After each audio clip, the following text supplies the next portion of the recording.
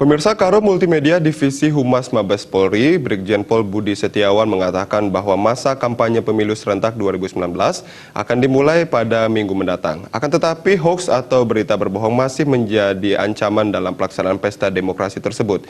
Hingga saat ini tercatat masih banyak hoax yang tersebar di media sosial, bahkan jumlahnya mencapai ribuan.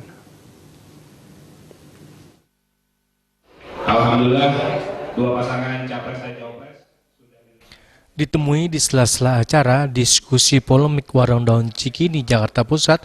Karo Multimedia Divisi Humas Mabes Polri, Brigjen Pol Budi Setiawan mengatakan bahwa masa kampanye pemilu serentak 2019 akan dimulai pada minggu mendatang.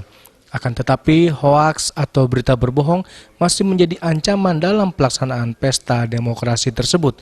Hingga saat ini tercatat masih banyak hoaks yang tersebar di media sosial, bahkan jumlahnya mencapai ribuan. Budi pun menilai maraknya penyebaran hoaks karena seseorang ingin dianggap eksis dengan menyebar berita secepat-cepatnya tanpa mencerna terlebih dahulu, sehingga tanpa sadar seseorang tersebut sudah menjadi penyebar berita hoaks.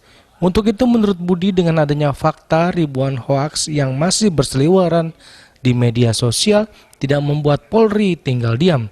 Polisi telah memberikan sejumlah antisipasi seperti sosialisasi maupun memberikan berita yang sebenarnya kepada masyarakat di media sosial. Rekan mengetahui kejadian ini, ternyata itu kejadian yang lama, atau mungkin itu pada saat mungkin hanya pelatihan atau hanya demonstrasi atau lainnya. Oleh karena itu kita antisipasi bersama. Ya. Itu aja, terima kasih. Baik, Pak, kalau yang Rusia 3.500, ya, yang Rusia 3.500, nah ini cukup masif, itu pun kita sejukkan. Kalau tugas saya menyejukkan atau memberikan suatu penjelasan, penjelasan supaya memahami bahwa itu bukan. Itu. Oke, baik. Terima kasih, Brigjen Polisi.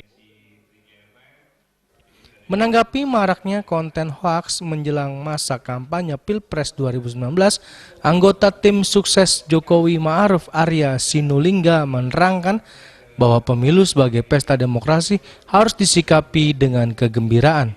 Menurut Arya, sikap elit politik menjadi acuan masyarakat untuk mewujudkan atmosfer kegembiraan pada masa pemilu. Ia yakin jika elit politik mempertontonkan hal-hal yang positif, para pendukung di tingkat bawah juga akan menirunya.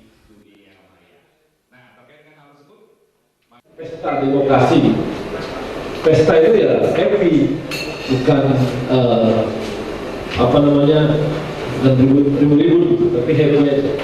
Jadi suasana kebahagiaan ini pesta rakyat, kebahagiaan rakyat, jangan diganggu dengan hal-hal yang mengganggu pesta.